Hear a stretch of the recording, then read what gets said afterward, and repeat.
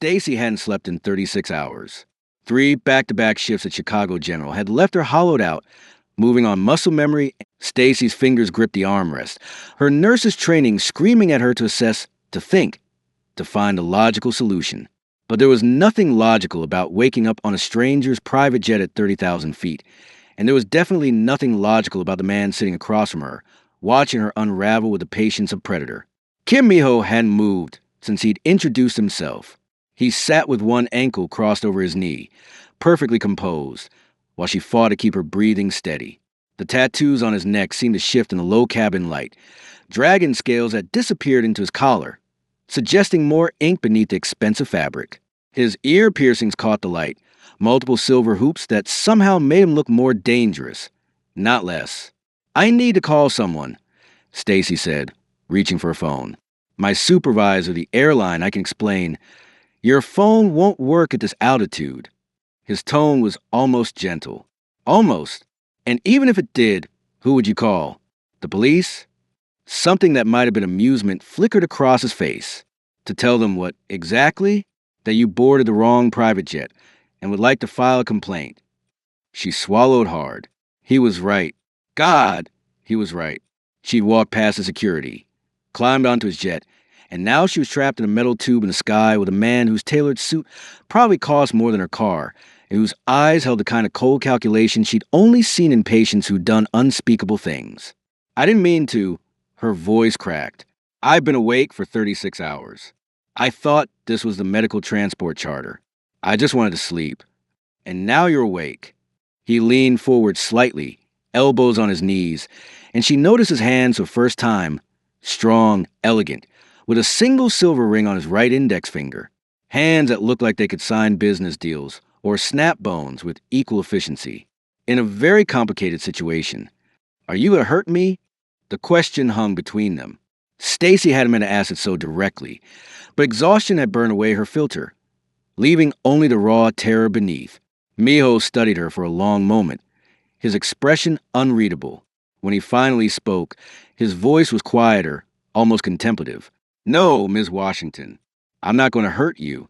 He paused, and something shifted in his eyes, not warmth exactly, but a flicker of something human beneath the ice. "But I can't simply turn this jet around, and I can't let you leave in Paris without certain assurances." "What kind of assurances?" He smiled then, slow and dangerous. "That depends entirely on what happens in the next 4 hours. Before I show you the craziest part, hit that subscribe button and tell me where you're watching from." This is about to get wild. The silence stretched between them like wire pulled taut, ready to snap. Stacy was trying to formulate a response, trying to think past the fog of exhaustion and fear, when a sound cut to the cabin. A heavy thud from somewhere behind the cockpit door, followed by a sharp curse in Korean. Miho's entire demeanor shifted in an instant. The casual predator vanished, replaced by something coiled and lethal. He was on his feet before Stacy could blink, moving toward the front of the cabin with fluid precision. The door opened. The man who'd been standing guard stumbled through, half carrying another man whose face was ashen, blood seeping between fingers pressed against the side. The metallic smell hit Stacy immediately. Fresh blood, a lot of it. "Boss, I'm sorry." The guard started in English, his accent thick. "He collapsed, I don't know, quiet." Miho's voice was a whip crack. His eyes swept the cabin, calculating, before landing on the injured man. "How long?" 2 minutes. Maybe 3. Stacy was already moving. Her exhaustion evaporated, burned away by the singular focus that carried her through 6 years of emergency nursing. She didn't think about where she was, or who these men were.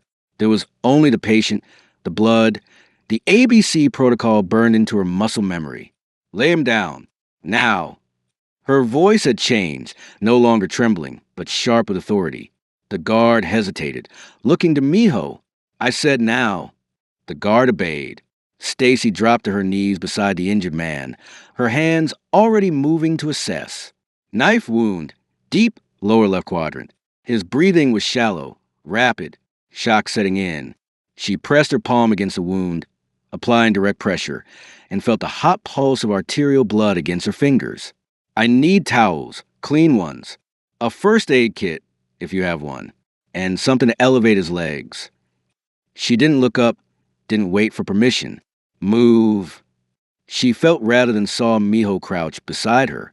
When he spoke, his voice was ice-cold calm. Can you save him? I can stabilize him until we land. Maybe. She risked a glance at the injured man's face. Young, early 20s, sweat beading on his forehead. What happened? That's not relevant. It is as if he's been poisoned or if there's internal damage I can't see. She applied more pressure, and the man groaned. Talk to me or watch him die. Your choice. A beat of silence. Then, knife, clean blade, no poison. The guard returned with towels and a medical kit that was surprisingly well stocked.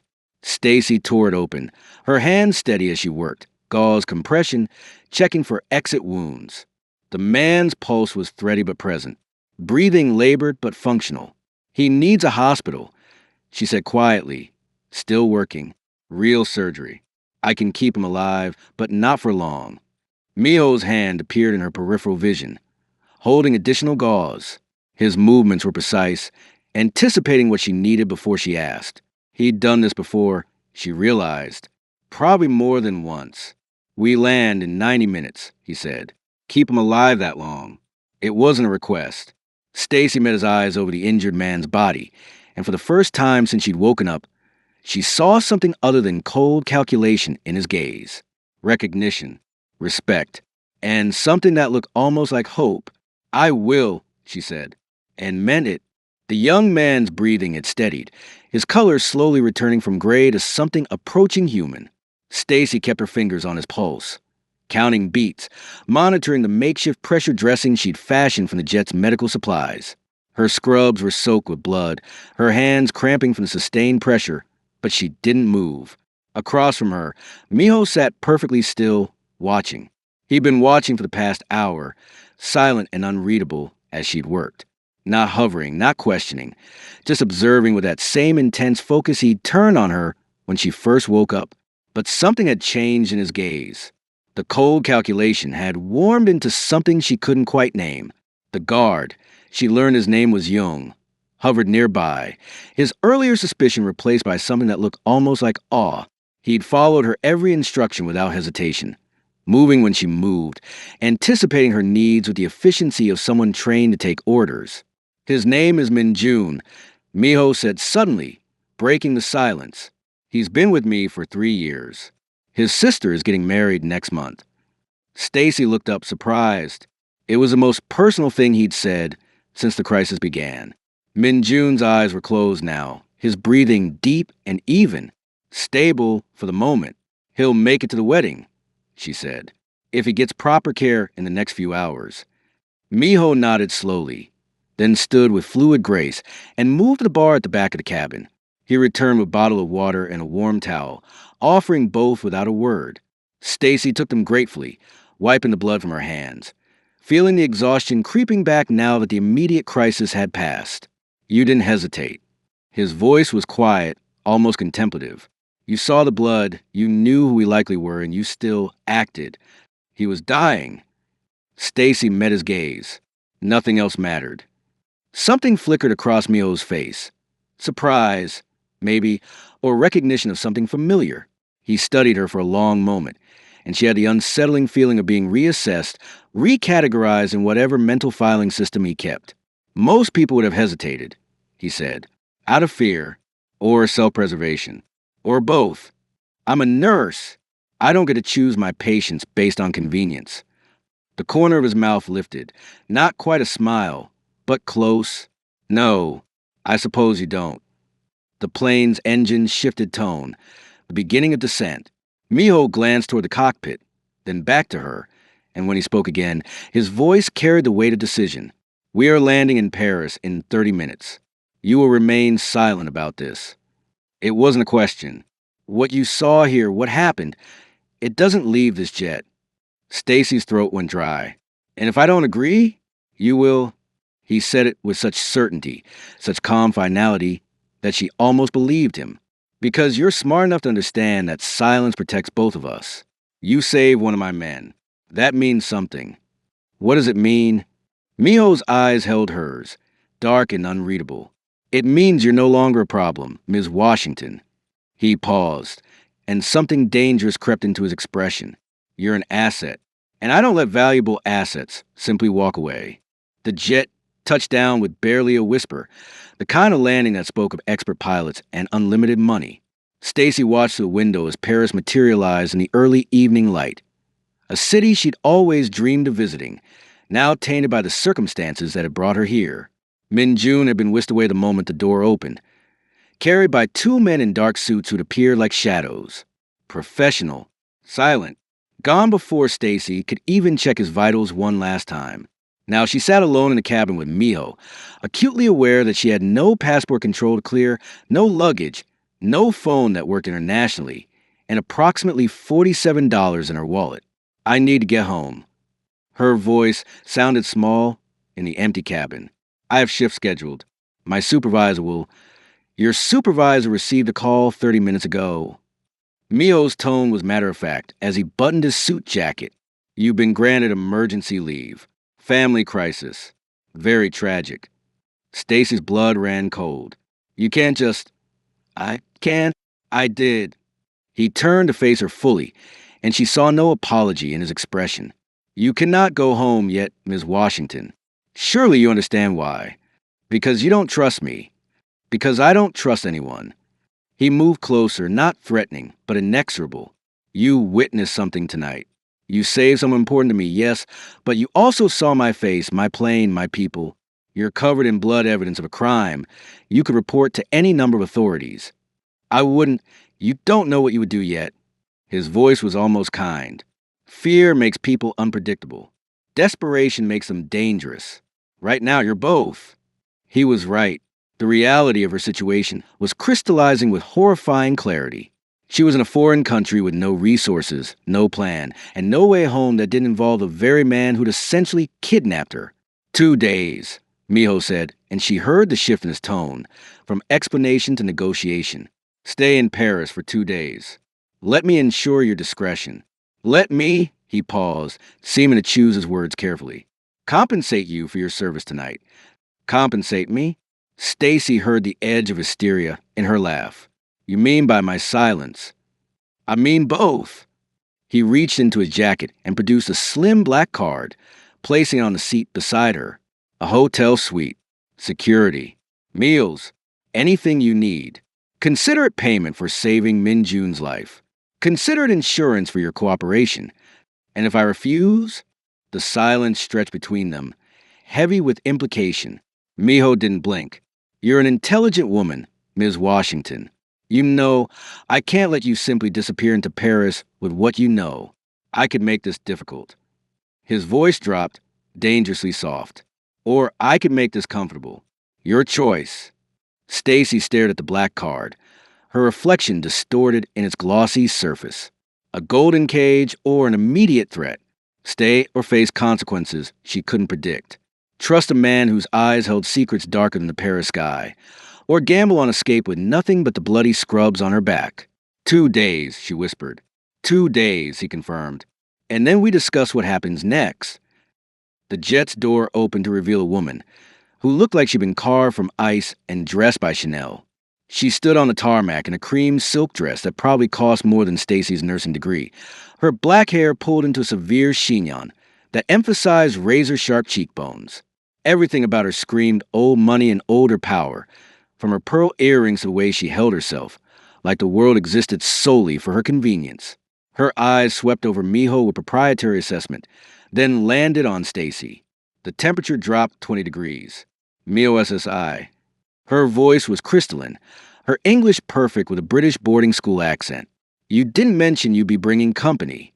Stacy felt the weight of that pause, the deliberate hesitation that transformed a simple word into an insult.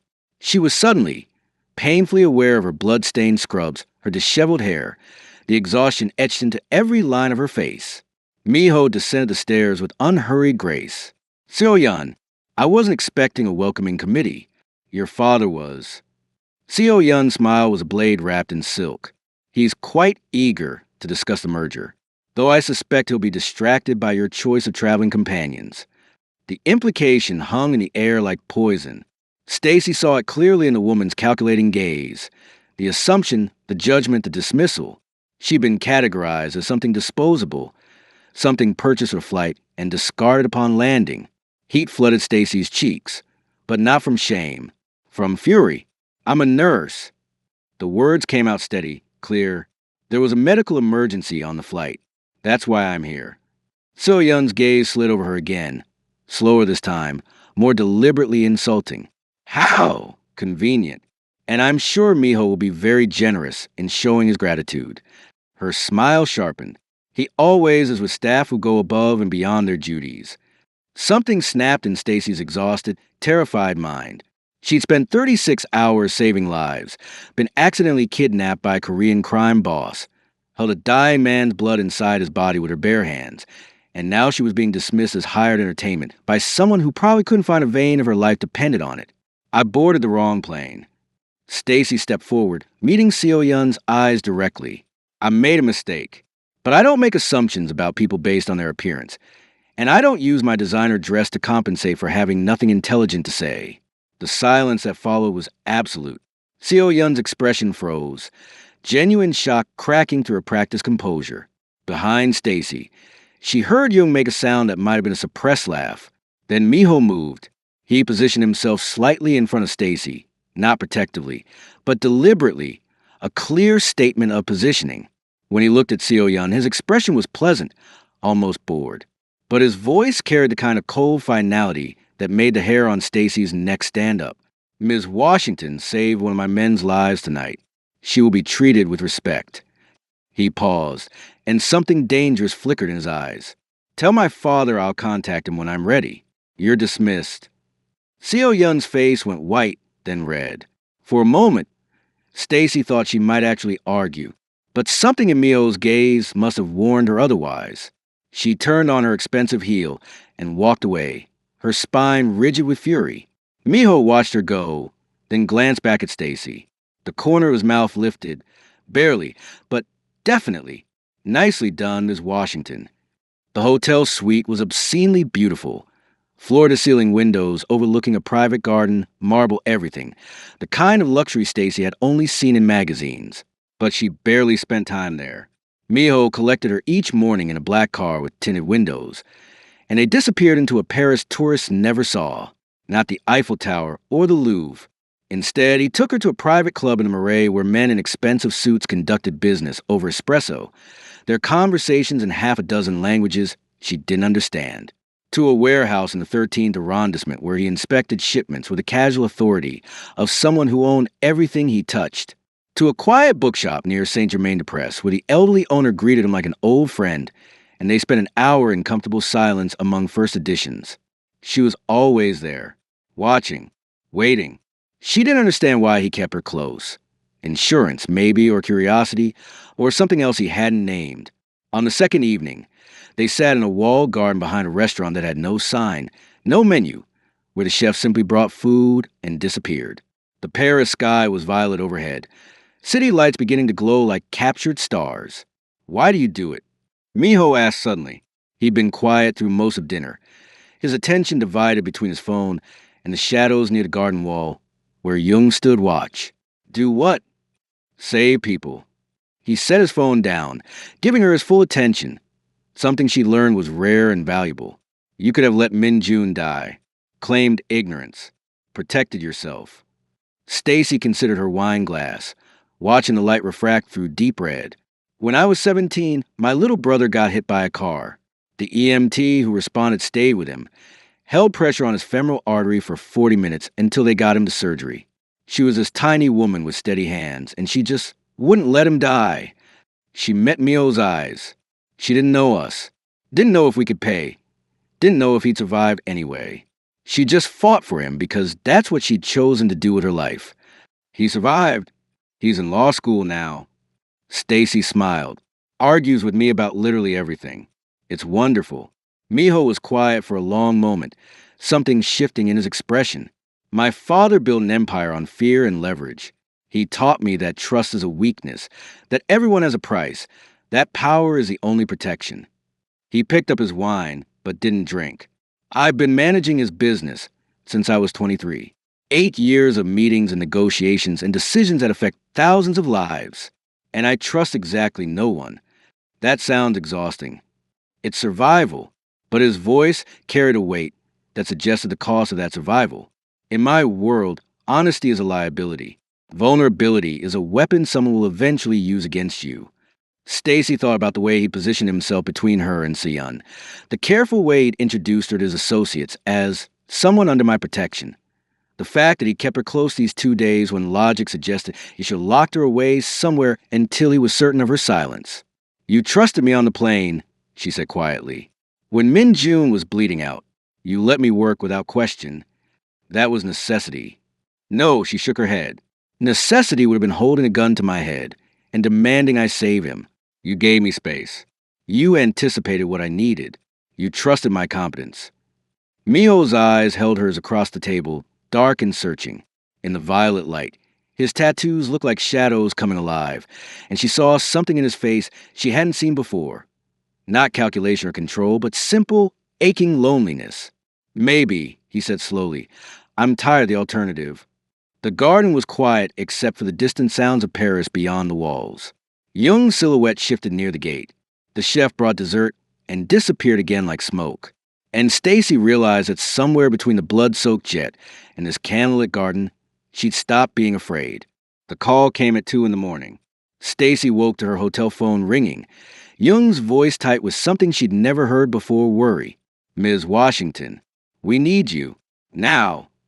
She dressed in seconds, still in the clothes Miho had provided. Simple, expensive. Nothing like her blood-stained scrubs that had been quietly disposed of.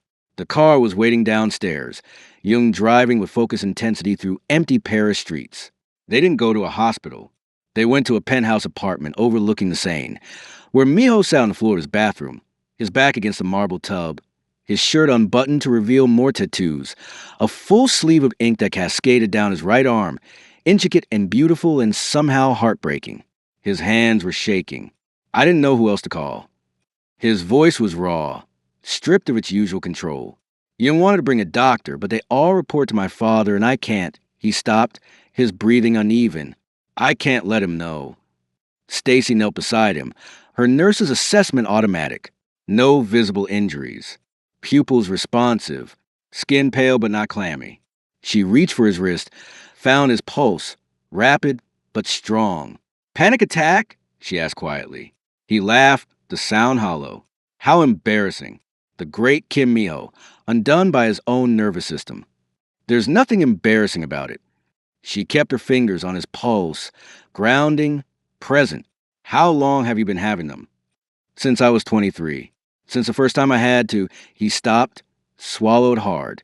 My father's business requires certain actions, certain decisions, the kind that keep you awake at 3 a.m. wondering if you're still human. Stacy understood what he wasn't saying. The violence implied, the choices made, the weight of power that crushed rather than elevated. She thought about Min Jun's knife wound, about the way Miho's men move with military precision, about the carefully controlled empire built on fear. I've killed people, Stacy. Her name on his lips, raw and honest. Not directly, not always. But my orders, my decisions, they end lives. And I can't trust therapists because they're all leverage. Can't trust medication because it dulls the edge I need to survive. Can't trust anyone with this weakness because in my world, weakness is death. She shifted to sit beside him on the cold tile, their shoulders touching. Why trust me? Because you save lives. His voice cracked. Because you knelt in blood to save someone you didn't know. Someone who'd probably terrify you if you met him on the street. Because in 2 days you've never once looked at me with calculation or fear or wanting something. You just see me. The bathroom was silent except for their breathing, slowly synchronizing. Stacy thought about her own isolation, the exhaustion of giving everything to strangers, the loneliness of always being strong, the way she stopped dating. Because no one understood why she'd cry over patients she'd known for 3 hours. I have power over death, she said quietly. Or I tried to. Every code I run, every wound I close, I'm fighting against entropy, against the fundamental unfairness of bodies that fail. She looked at him, at the tattoos that marked him as dangerous and the vulnerability that marked him as human. You have power over people. You control outcomes, territories, empires. But neither of us can control the cost. Miho's hand found hers on the tile between them, his fingers intertwining with hers. His hands weren't shaking anymore. I haven't slept properly in 5 years, he whispered. I close my eyes and see every decision, every consequence. The throne my father built is made of bones, and I'm sitting on it, and I don't know how to get down without everything collapsing. Maybe you're not supposed to do it alone. He looked at her then, really looked, and she saw the terrified boy beneath the criminal emperor, saw the isolation that mirrored her own, the burden of power that looked nothing like strength. Stay, he said. Not for 2 days. Just stay. And Stacy, who'd spent her entire life saving people who would never know her name, realized she wanted to save this one. Not from death. From loneliness. Okay, she whispered. His fingers tightened around hers. The Paris dawn came slowly through the windows, turning the Seine gold. Charles de Gaulle Airport looked different in daylight. Less like a fever dream, more like the ending Stacy had known was coming since she'd woken up on that jet 4 days ago. For days. It felt like 4 years. Miho stood beside her at the departure gate, his hands in his pockets, his expression carefully neutral. He'd been quiet during the drive, during check-in, during security where credentials had somehow fast-tracked her through every checkpoint. Jung waited at a respectful distance, pretending not to watch. Your supervisor expects you back tomorrow, Miho said, his voice professionally distant. Back to the control man from the jet. The Emperor in the tailored suit. I've arranged for a car to meet you at O'Hare. You don't have to. I do. He met her eyes briefly, then looked away. Compensation for the inconvenience. Inconvenience.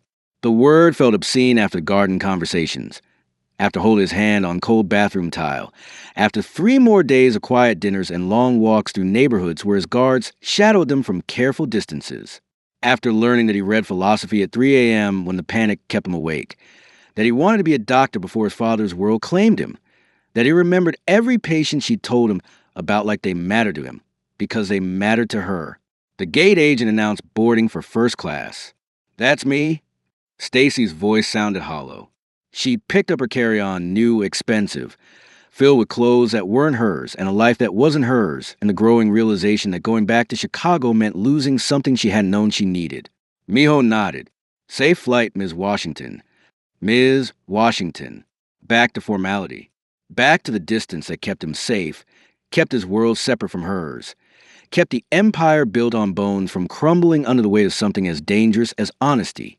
Stacy turned toward the gate. She made it 5 steps. Wait!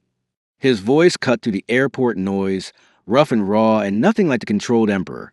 She turned to find him closer than he should be, his careful distance shattered. Something desperate breaking through the ice in his eyes. Don't go. 2 words. They hung between them like a confession. Miho, I know what I'm asking. He spoke quickly now, the words tumbling out like he'd been holding them back too long. I know it's insane. I know you have a life, a career, people who depend on you. I know my world is dangerous and dark, and everything you fight against every day. He stopped, his jaw tight. But I need to see you again. Not as insurance. Not as leverage. Just you. Stacy's heart hammered against her ribs. Your father. Seoyeon. Your business. Everything you told me about trust being a liability, I don't care. And she heard the truth of it. The recklessness of a man who'd spent 8 years being careful, choosing to be careless for the first time. I built everything on control and calculation and fear. I've made myself into exactly what my father wanted. Powerful, isolated, untouchable. And then you boarded my plane covering coffee stains and scared out your mind, and you saved someone's life without hesitation. And you looked at me like I was human. The gate agent called for general boarding. Passengers streamed past them, a river of strangers heading home. I need to be in a world where people are honest, Miho said quietly, even if it's just for stolen weekends. Even if it's just phone calls at 3 a.m. when neither of us can sleep. Even if it's dangerous and complicated and everything I've been taught to avoid. His hand found hers, his fingers intertwining like they had on the bathroom floor. I'm tired of being alone in a room full of people who fear me. Stacy looked down at their joined hands. his marked with ink and silver rings, hers still bearing the faint stains of iodine and sacrifice. Two kinds of power, two kinds of isolation, two people who'd somehow found each other in the space between sleep and waking. "This is crazy," she whispered. "Completely. Your world could destroy me." "I know." His grip tightened. "I'll spend every day making sure it doesn't." The final boarding call echoed through the terminal. Stacy thought about Chicago, about her apartment that smelled like hospital disinfectant, about the endless shifts and the patients she'd forget, and the loneliness she'd learned to call independence.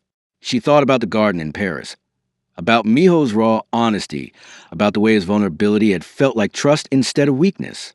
She thought about saving lives and maybe, possibly, saving this one. "I have vacation days," she heard herself say. 2 weeks at Christmas. Something broke in Miho's expression. Relief? Hope? Joy so fierce it was almost pain. "I'll be there," he said. "Wherever you are, I'll be there. Subscribe real quick. Tell me where you're watching from. And get ready because the next 5 seconds will shock you." Hashtag Chapter 9. The risky journey Stacy let her carry-on drop to the airport floor. The sound it made was definitive, final. The sound of choice being made, a life pivoting on a single moment of reckless certainty. Around them, travelers flowed toward gates and futures, oblivious to the fact that she was about to walk away from hers. "I'm not getting on that plane," she said. Mio's eyes widened, genuine shock cracking through his control. "Stacy, I didn't mean you have responsibilities I can't ask you to. You didn't ask.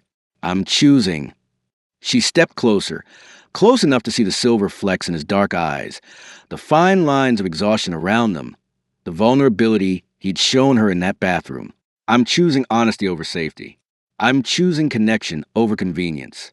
I'm choosing you, even though it's insane and complicated and probably the worst decision I've ever made. Your job will give me leave, or won't. Either way, I'm not running from this."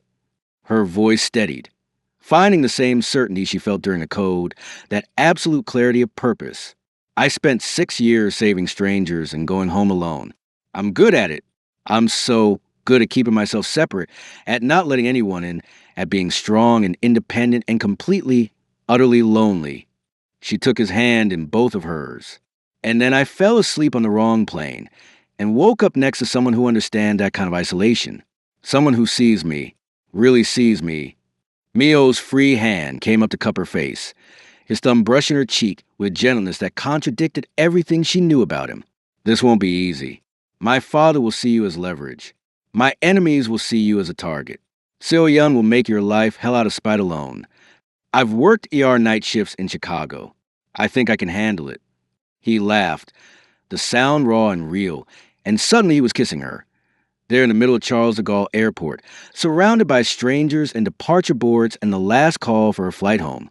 His lips were soft against hers, his hands gentle despite their capacity for violence. And she tasted hope and fear and the desperate relief of someone who'd been holding their breath for 8 years, finally learning to breathe again. When they pulled apart, Jung was politely studying the ceiling, a smile tugging at his normally stoic expression. "So what now?" Stacy asked, her forehead resting against Miho's. "I stay in Paris? You come to Chicago? We figure out how to build something real across 2 continents and 2 completely different worlds." "All of it." His voice was fierce, certain. "However long it takes. However hard it gets. I've spent my entire adult life managing an empire. I think I can manage a relationship with a woman who isn't afraid to tell me when I'm being an arrogant ass. That's going to be often. I'm counting on it." They left the airport together, her hand in his, walking toward the black car and the uncertain future beyond it.